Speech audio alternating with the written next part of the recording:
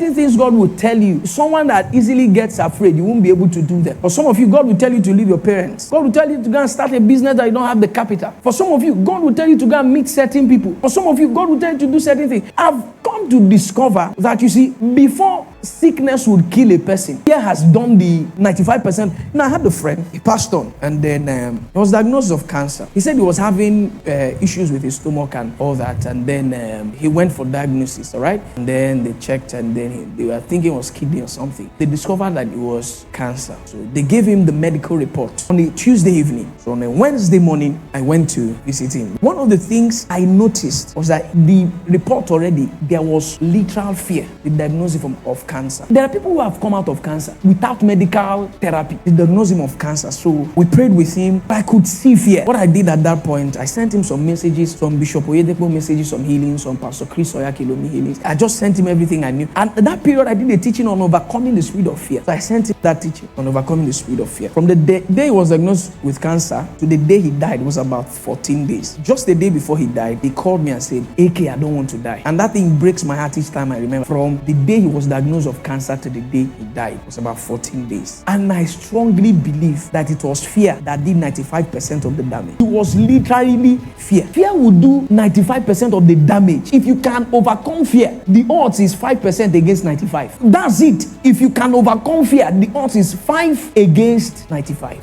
There are certain things God will tell you. For some of you, God will tell you relocate next year. And as from the point God is saying relocate to the time he has said relocate, there is no relocation in your account. Your bank account does not look like relocation. For some of you, you need to get the first 5,000, enter bus and leave. The reason why most of you have not moved and have started that thing is fear. Deal with fear. Just before we enter 20, it says deal with fear. You see, the Bible says if you face the day of adversity, your strength is small. The reason why your strength is small is because you don't overcome fear when the situation comes. You prepare ahead of time.